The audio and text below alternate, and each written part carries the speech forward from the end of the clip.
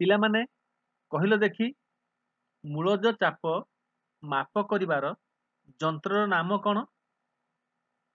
Manometer, barometer, oximeter କିମ୍ବା altimeter. ଉତ୍ତର ହେଉଛି କ ମାନୋମିଟର। ମାନୋମିଟର ନାମକ ଯନ୍ତ୍ରକୁ ବ୍ୟବହାର କରି ଆମେ ମୂଳଜ ଚାପକୁ ମାପିପାରିବା। ତେବେ ଆମେ ଜାଣିବା ବାରୋମିଟର କ'ଣ? ବାୟୁମଣ୍ଡଳର ଚାପ ମାପିବା ପାଇଁ ଯେଉଁ ଯନ୍ତ୍ର ବ୍ୟବହାର କରାଯାଏ ତାହାକୁ କୁହାଯାଏ ବାରୋମିଟର। ଅକ୍ସିମିଟର କ'ଣ? ତୁମେ ଜାଣିଛ ଆମ ରକ୍ତ କଣିକାରେ ଅମ୍ଳଜାନ ଥାଏ। ରକ୍ତ କଣିକାରେ ଅମ୍ଳଜାନର ସଂଖ୍ୟାକୁ ମାପିବା ପାଇଁ ଯେଉଁ ଯନ୍ତ୍ର ବ୍ୟବହାର କରାଯାଏ ତାହାକୁ କୁହାଯାଏ ଅକ୍ସିମିଟର। ଅଲ୍ଟିମିଟର କ'ଣ? ସମୁଦ୍ର ପତନରୁ କୌଣସି ସ୍ଥାନର ଉଚ୍ଚତା ମାପିବା ପାଇଁ ଯେଉଁ ଯନ୍ତ୍ର ବ୍ୟବହାର କରାଯାଏ ତାହାକୁ କୁହାଯାଏ ଅଲ୍ଟିମିଟର। ପିଲାମାନେ ଏହି ଭିଡ଼ିଓଟି ହେଉଛି ବିଜ୍ଞାନ ବିଭାଗ ପାଇଁ ଚତୁର୍ଥ ଭାଗ ଭିଡ଼ିଓ। ଏହି ଭିଡ଼ିଓରେ ଆମେ ଜୀବ ବିଜ୍ଞାନ ବିଭାଗରୁ ମ୍ୟାଟ୍ରିକ ପରୀକ୍ଷାରେ ପଡ଼ିବା ପାଇଁ ଥିବା କିଛି ସମ୍ଭାବିତ ପ୍ରଶ୍ନ ଉତ୍ତର ଆଲୋଚନା କରିବା। କେଉଁଟି 5R ନୀତି ଅନ୍ତର୍ଭୁକ୍ତ ନୁହେଁ? ସଂରକ୍ଷଣ, ସଂବରଣ, ପୁନଃବ୍ୟବହାର, ପୁନଶ୍ଚକ୍ରଣ। ଉତ୍ତର ହେଉଛି କ ସଂରକ୍ଷଣ 5R ନୀତି ଅନ୍ତର୍ଭୁକ୍ତ ନୁହଁ। ପିଲାମାନେ ଜାଣିଛ କି 5R ବା 5R କ'ଣ? Refuse, reduce, reuse, repurpose and recycle. ଏହା ହେଉଛି 5R। ରେଡ୍ ଡାଟା ବୁକ୍ର ପ୍ରକାଶକ କିଏ? ଭାରତ ସରକାର, ୟୁନେସ୍କୋ, IUCN और ICUN। ଉତ୍ତର ହେଉଛି ଗ IUCN ହେଉଛି ରେଡ୍ ଡାଟା ବୁକ୍ର ପ୍ରକାଶକ। ପିଲାମାନେ କହିପାରିବ IUCN ର ଫୁଲ୍ ଫର୍ମ କ'ଣ? IUCN ର ଫୁଲ୍ ଫର୍ମ ହେଉଛି international union for conservation of nature. କେଉଁ ବଳ ଯୋଗୁଁ ଜଳ ସର୍ବଦା ଜାଇଲମ୍ ଭିତ୍ତି ସହ ଲାଗି ରହେ? କୌଶିକ, ଆକର୍ଷଣ, ସଂସତି କିମ୍ବା ସଂଲଗ୍ନ। ଉତ୍ତର ହେଉଛି ଘ ସଂଲଗ୍ନ। ସଂଲଗ୍ନ ବଳ ଯୋଗୁଁ ଜଳ ସର୍ବଦା ଜାଇଲେମ୍ ଭିତ୍ତି ସହ ଲାଗି ରହିଥାଏ। ମାନବ ହୃତ୍ପିଣ୍ଡର କେଉଁ ପ୍ରକୋଷ୍ଠର ପ୍ରାଚୀର ମୋଟା ଓ ଅଧିକ ଦକ୍ଷ? ବାମ ଅଳିନ୍ଦ, ଦକ୍ଷିଣ ଅଳିନ୍ଦ, ବାମ ନିଳୟ କିମ୍ବା ଦକ୍ଷିଣ ନିଳୟ। ଉତ୍ତର ହେଉଛି ଗ ବାମ ନିଳୟ। ମାନବ ହୃତ୍ପିଣ୍ଡର ବାମ ନିଳୟ ପ୍ରକୋଷ୍ଠର ପ୍ରାଚୀର ମୋଟା ଏବଂ ଅଧିକ ଦକ୍ଷ। ମାନବ ହୃତ୍ପିଣ୍ଡର ବାମ ଅଳିନ୍ଦ ଓ ବାମ ନିଳୟ ମଧ୍ୟରେ କେତେ ପାଖୁଡ଼ା ବିଶିଷ୍ଟ କପାଟିକା ଥାଏ? 2 ପାଖୁଡ଼ା, 3 ପାଖୁଡ଼ା, 4 ପାଖୁଡ଼ା କିମ୍ବା 5 ପାଖୁଡ଼ା। ଉତ୍ତର ହେଉଛି କ 2 ପାଖୁଡ଼ା। ମାନବ ହୃତ୍ପିଣ୍ଡର ବାମ ଅଳିନ୍ଦ ଓ ବାମ ନିଳୟ ମଧ୍ୟରେ 2 ପାଖୁଡ଼ା ବିଶିଷ୍ଟ କପାଟିକା ଥାଏ। କେଉଁ ରକ୍ତ ବାହିନୀ ଦକ୍ଷିଣ ନିଳୟ ସହ ସଂଯୁକ୍ତ ହୋଇଛି? ଊର୍ଧ୍ୱ ମହାଶିରା, ଫୁସ୍ଫୁସ୍ ଧମନୀ, ନିମ୍ନ ମହାଶିରା, ଫୁସ୍ଫୁସ୍ ଶିରା। उत्तर ହେଉଛି ख फुसफुस धमनी दक्षिण निलय सह संयुक्त ହୋଇଛି। ସୁସ୍ଥ ବ୍ୟକ୍ତିର ହୃତ୍ପିଣ୍ଡର ସ୍ପନ୍ଦନର ହାର ମିନିଟ୍ ପ୍ରତି କେତେ ଥର ହୋଇଥାଏ? 70, 74, 72, 82। उत्तर ହେଉଛି ଗ 72। ସୁସ୍ଥ ବ୍ୟକ୍ତିର ହୃତ୍ପିଣ୍ଡର ସ୍ପନ୍ଦନର ହାର ମିନିଟ୍ ପ୍ରତି 72 ଥର ହୋଇଥାଏ। କାହାର ଉପସ୍ଥିତି ଯୋଗୁଁ ଶିରା ଓ ଧମନୀରେ ରକ୍ତ ଜମାଟ ବାନ୍ଧେ ନାହିଁ? Heparin, ହିରୁଡିନ୍, potassium oxalate, sodium oxalate. उत्तर ହେଉଛି କ ହେପାରିନ୍‌ର ଉପସ୍ଥିତି ଯୋଗୁଁ ଶିରା ଓ ଧମନୀରେ ରକ୍ତ ଜମାଟ ବାନ୍ଧେ ନାହିଁ। କେଉଁ ରକ୍ତ ବର୍ଗ ସର୍ବଜନ ଦାତା ଅଟେ? ଏ, ବି, AB କିମ୍ବା ଓ? ଉତ୍ତର ହେଉଛି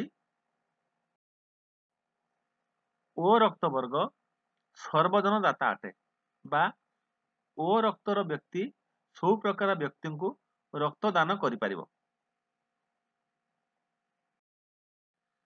ଶରୀରର ପୃଷ୍ଟିସାରର ଚୟାପଚୟରୁ କେଉଁ ଉପାଦାନ ମିଳିଥାଏ?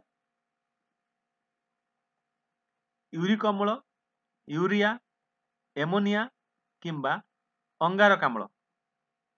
ଉତ୍ତର ହେଉଛି ଗ ଏମୋନିଆ।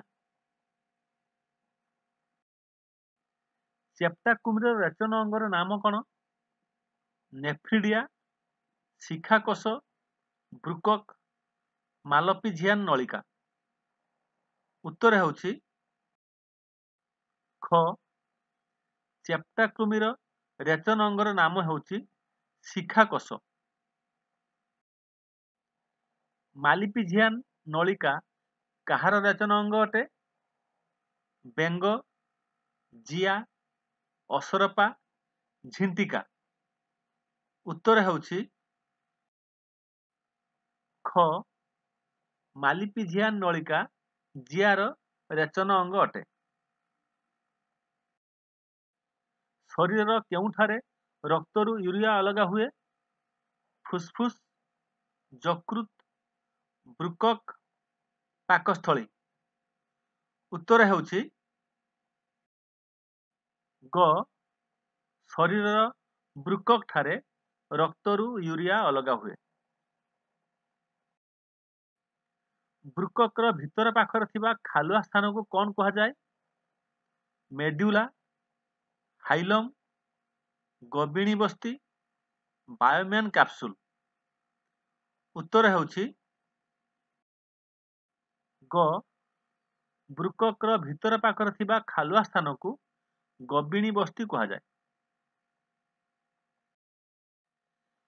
କେଉଁ ବର୍ଣ୍ଣକଣା ଯୋଗୁଁ ମୂତ୍ରର ରଙ୍ଗ ଈଷତ୍ ହଳଦିଆ ହୋଇଥାଏ? ୟୁରୋକ୍ରୋମ୍, କ୍ରିଏଟିନିନ୍, ଫାଇଟୋକ୍ରୋମ୍, ଏରିଥ୍ରୋପାଇଟେନ୍। ଉତ୍ତର ହେଉଛି କ ୟୁରୋକ୍ରୋମ୍ ବର୍ଣ୍ଣକଣା ଯୋଗୁଁ ମୂତ୍ରର ରଙ୍ଗ ଈଷତ୍ ହଳଦିଆ ହୋଇଥାଏ। ସୁସ୍ଥ ବୟଃପ୍ରାପ୍ତ ବ୍ୟକ୍ତିର ବୃକକ୍‌ର ଲମ୍ବ ପ୍ରାୟ କେତେ ସେଣ୍ଟିମିଟର ହୋଇଥାଏ? 5 ରୁ 7 ସେଣ୍ଟିମିଟର, 10 ରୁ 12 ସେଣ୍ଟିମିଟର, 6 ରୁ 8 ସେଣ୍ଟିମିଟର କିମ୍ବା 15 ସେଣ୍ଟିମିଟର। ଉତ୍ତର ହେଉଛି ଖ ସୁସ୍ଥ ବୟସ୍କ ପ୍ରାପ୍ତ ବ୍ୟକ୍ତିର ବୃକକ୍‌ର ଲମ୍ବ ପ୍ରାୟ 10 ରୁ 12 ସେଣ୍ଟିମିଟର ହୋଇଥାଏ। ମଣିଷର କେଉଁ ଅଙ୍ଗରେ ୟୁରିଆ ଉତ୍ପନ୍ନ ହୋଇଥାଏ? ଯକୃତ, ବୃକକ୍, ଫୁସଫୁସ୍ କିମ୍ବା ମେଡ୍ୟୁଲା। ଉତ୍ତର ହେଉଛି ଯକୃତ। ମଣିଷର ଯକୃତରେ ୟୁରିଆ ଉତ୍ପନ୍ନ ହୁଏ। ବୃକକ୍‌ରୁ କେଉଁ ହରମୋନ କ୍ଷରଣ ହୁଏ? ଥାଇରକ୍ସିନ୍, ଏଣ୍ଡ୍ରିନାଲିନ୍, ଆକ୍ସିନ୍, ଏରିଥ୍ରୋପୋଏଟିନ୍। ଉତ୍ତର ହେଉଛି ଘ ବୃକକରୁ ଏରିଥ୍ରୋପୋଏଟିନ୍ ନାମକ ହରମୋନ କ୍ଷରଣ ହୁଏ।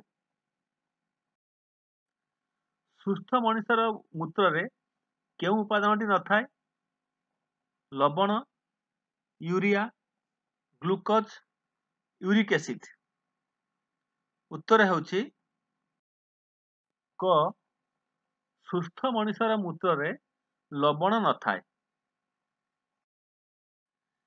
କେଉଁଟି ଜୈବ ବିବିଧତାର ମୂଳ ଆଧାର? ପ୍ରାଣୀ, ବୃକ୍ଷ, ଅଣୁଜୀବ, ଜଙ୍ଗଲ। ଉତ୍ତର ହେଉଛି ଘ ଜଙ୍ଗଲ ହେଉଛି ଜୈବ ବିବିଧତାର ମୂଳ ଆଧାର। କେଉଁମାନେ ବନ ନିବାସୀ, ଆଦିବାସୀ, ବନ୍ୟଜୀବ, ଜନଜାତି, ବନ୍ୟପ୍ରାଣୀ? ଉତ୍ତର ହେଉଛି ଖ ବନ୍ୟଜୀବ ମାନେ ହେଉଛନ୍ତି ବନ ନିବାସୀ। କେଉଁଟି ଉଦ୍ଭିଦର ମୁଖ୍ୟ ଉଚ୍ଛେଦନ ଅଙ୍ଗ? ତ୍ୱଚାବରଣ, ଷ୍ଟୋମ୍, ବାତରନ୍ଧ୍ର କିମ୍ବା ମୂଳଲୋମ? ଖ ଷ୍ଟୋମ୍ ହେଉଛି ଉଦ୍ଭିଦର ମୁଖ୍ୟ ଉଚ୍ଛେଦନ ଅଙ୍ଗ। ସଂବରଣର ଅର୍ଥ କ'ଣ? ଆବଶ୍ୟକ ଠାରୁ ଅଧିକ ବ୍ୟବହାର କରିବା, ଅନାବଶ୍ୟକ ଜିନିଷକୁ ସାଇତି ରଖିବା, ଆବଶ୍ୟକକୁ ଦୃଷ୍ଟିରେ ରଖି ସମ୍ପଦ ବ୍ୟବହାର କରିବା, ପ୍ରାକୃତିକ ସମ୍ପଦ ସଂରକ୍ଷଣ ପ୍ରତି ଦୃଷ୍ଟି ଦେବା। ଉତ୍ତର ହେଉଛି କ ଆବଶ୍ୟକ ଠାରୁ ଅଧିକ ବ୍ୟବହାର କରିବା। ବନ୍ୟଜୀବ କହିଲେ କ'ଣ ବୁଝାଏ?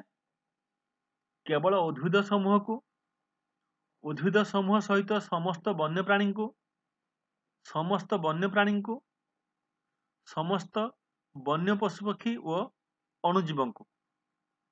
ଉତ୍ତର ହେଉଛି ଖ ବନ୍ୟଜୀବ କହିଲେ ଉଦ୍ଭିଦ ସମୂହ ସହିତ ସମସ୍ତ ବନ୍ୟପ୍ରାଣୀଙ୍କୁ ବୁଝାଏ।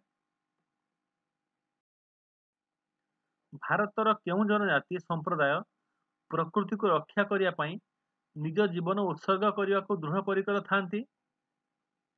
ବିଶୋଇ, ଜୁଆଙ୍ଗ, ଭୂୟାଁ, ବିଷ୍ଣୋଇ। ଉତ୍ତର ହେଉଛି ଖ ବିଷ୍ଣୋଇ ଜନଜାତି। ପୋଷକର ସ୍ଥାନାନ୍ତରଣ ଉଦ୍ଭିଦର କେଉଁ ସମାହୀ ଟିସ୍ୟୁ ସାହାଯ୍ୟରେ ସମ୍ପନ୍ନ ହୋଇଥାଏ? ଜାଇଲେମ୍, ପାରେନକାଇମା, ଫ୍ଲୋଏମ୍ କିମ୍ବା କୋଲେନକାଇମା? ଉତ୍ତର ହେଉଛି ଗ ଫ୍ଲୋଏମ୍। ପୋଷକର ସ୍ଥାନାନ୍ତରଣ ଉଦ୍ଭିଦର ଫ୍ଲୋଏମ୍ ସମ୍ବାହୀ ଟିସ୍ୟୁ ସାହାଯ୍ୟରେ ସମ୍ପନ୍ନ ହୋଇଥାଏ। କେଉଁଟିକୁ ଆମ ରାଜ୍ୟର ଜାତୀୟ ଉଦ୍ୟାନର ମାନ୍ୟତା ମିଳିଛି? ଭିତରକନିକା, ଶିମିଳିପାଳ, ନନ୍ଦନକାନନ, ଚିଲିକା? ଉତ୍ତର ହେଉଛି ଭିତରକନିକାକୁ ଆମ ରାଜ୍ୟର ଜାତୀୟ ଉଦ୍ୟାନର ମାନ୍ୟତା ମିଳିଛି। ଗୋଲାପୀ ପୃଷ୍ଠାରେ କାହା ବିଷୟରେ ଲେଖାଯାଇଛି? ବିଲୁପ୍ତ ଜାତି, ଲୁପ୍ତପ୍ରାୟ ଜାତି, ଅସୁରକ୍ଷିତ ଜାତି କିମ୍ବା ଦୁର୍ଲଭ ଜାତି? ଉତ୍ତର ହେଉଛି ଖ ଗୋଲାପୀ ପୃଷ୍ଠାରେ ଲୁପ୍ତପ୍ରାୟ ଜାତି ବିଷୟରେ ଲେଖାଯାଇଛି। ସାମାଜିକ ବନ ପ୍ରକଳ୍ପ ଯୋଜନା କେବେଠାରୁ ଆମ ଦେଶରେ କାର୍ଯ୍ୟକାରୀ ହୋଇଛି? 1988, 1927, 1972 କିମ୍ବା 1976? ଉତ୍ତର ହେଉଛି ଘ 1976 ମସିହାରୁ ସାମାଜିକ ବନ ପ୍ରକଳ୍ପ ଯୋଜନା ଆମ ଦେଶରେ କାର୍ଯ୍ୟକାରୀ ହେଉଛି। ଜଳ କମାଣ କେଉଁ କାର୍ଯ୍ୟରେ ବ୍ୟବହାର କରାଯାଏ? ଶତ୍ରୁକୁ ଦମନ କରିବା, ତୃଣକୁ ଜଳ ଯୋଗାଇବା, ନିଆଁକୁ ଆୟତ୍ତ କରିବା, ଜଳ କୀଟମାନଙ୍କୁ ଦମନ କରିବା। ଉତ୍ତର ହେଉଛି ଗ ନିଆଁକୁ ଆୟତ୍ତ କରିବା ପାଇଁ ଜଳ କମାଣ ବ୍ୟବହାର କରାଯାଏ। ଜାତୀୟ ଜୈବ ବିବିଧତା ଆଇନ କେବେ ପ୍ରଣୟନ ହୋଇଛି? 2004, 1927, 1972 କିମ୍ବା 1988? ଉତ୍ତର ହେଉଛି କ 2004 ମସିହାରେ ଜୈବ ବିବିଧତା ଆଇନ ପ୍ରଣୟନ ହୋଇଛି। କେଉଁ ପ୍ରାଣୀ ପ୍ରକଳ୍ପ ଆମ ରାଜ୍ୟର ସାତକୋଶିଆ ଠାରେ ରହିଛି? ବ୍ୟାଘ୍ର, ହାତୀ, ବିଦେଶୀ ପକ୍ଷୀ, ଘଡ଼ିଆଳ, କୁମ୍ଭୀର। ଉତ୍ତର ହେଉଛି ଘ ଘଡ଼ିଆଳ କୁମ୍ଭୀର ପ୍ରାଣୀ ପ୍ରକଳ୍ପ ଆମ ରାଜ୍ୟର ସାତକୋଶିଆ ଠାରେ ରହିଛି। ଆମ ଦେଶରେ କେତୋଟି ଜୈବମଣ୍ଡଳ ସଂରକ୍ଷିତ ଅଞ୍ଚଳ ରହିଛି? 8ଟି, 18ଟି, 20ଟି କିମ୍ବା 28ଟି? ଉତ୍ତର ହେଉଛି ଖ ଆମ ଦେଶରେ 18ଟି ଜୈବମଣ୍ଡଳ ସଂରକ୍ଷିତ ଅଞ୍ଚଳ ରହିଛି। ଚନ୍ଦକା ଡମପଡ଼ା କେଉଁ ପ୍ରକଳ୍ପ ପାଇଁ ପ୍ରସିଦ୍ଧ? ବାଘ, ପକ୍ଷୀ, ହାତୀ କିମ୍ବା କୁମ୍ଭୀର? ଉତ୍ତର ହେଉଛି ଗ ଚନ୍ଦକା ଡମପଡ଼ା ହାତୀ ପ୍ରକଳ୍ପ ପାଇଁ ପ୍ରସିଦ୍ଧ। ଜାତୀୟ ଜଙ୍ଗଲ ନୀତି କେବେ ପ୍ରଣୀତ ହୋଇଥିଲା? 1988, 1927, 1972, 2004? ଉତ୍ତର ହେଉଛି କ ଜାତୀୟ ଜଙ୍ଗଲ ନୀତି 1988 ମସିହାରେ ପ୍ରଣୀତ ହୋଇଥିଲା। ସାଇଲେଣ୍ଟ ଭ୍ୟାଲି ବଞ୍ଚାଅ ଆନ୍ଦୋଳନ କେଉଁଠି ହୋଇଥିଲା? ବିହାର, ଉତ୍ତରାଖଣ୍ଡ, ପଶ୍ଚିମବଙ୍ଗ, କେରଳ? ଉତ୍ତର ହେଉଛି ଘ ସାଇଲେଣ୍ଟ ଭ୍ୟାଲି ବଞ୍ଚାଅ ଆନ୍ଦୋଳନ କେରଳ ଠାରେ ହୋଇଥିଲା। ଚିପ୍କୋର ଅର୍ଥ କ'ଣ? ଆନ୍ଦୋଳନ କରିବା, କୁଣ୍ଢାଇ ଧରିବା, ଗଛ କାଟିବା, ରକ୍ଷା କରିବା। ଉତ୍ତର ହେଉଛି ଖ ଚିପ୍କୋର ଅର୍ଥ ହେଉଛି କୁଣ୍ଢାଇ ଧରିବା। ପାହାଡ଼ର କେଉଁ ଅଞ୍ଚଳକୁ ଜଳଛାୟା ଅଞ୍ଚଳ କୁହାଯାଏ? ଗଡ଼ାଣିଆ, ସମତଳ, ଶୀର୍ଷ, ପାଦଦେଶ? ଉତ୍ତର ହେଉଛି କ ପାହାଡ଼ର ଗଡ଼ାଣିଆ ଅଞ୍ଚଳକୁ ଜଳଛାୟା ଅଞ୍ଚଳ କୁହାଯାଏ। ଇନ୍ଦିରା ଗାନ୍ଧୀ କେନାଲ ଯୋଜନା କେଉଁ ରାଜ୍ୟରେ କରାଯାଇଛି? ଗୁଜରାଟ, କର୍ଣ୍ଣାଟକ, ରାଜସ୍ଥାନ କିମ୍ବା ପଞ୍ଜାବ? ଉତ୍ତର ହେଉଛି ଗ ଇନ୍ଦିରା ଗାନ୍ଧୀ କେନାଲ ଯୋଜନା ରାଜସ୍ଥାନରେ କରାଯାଇଛି।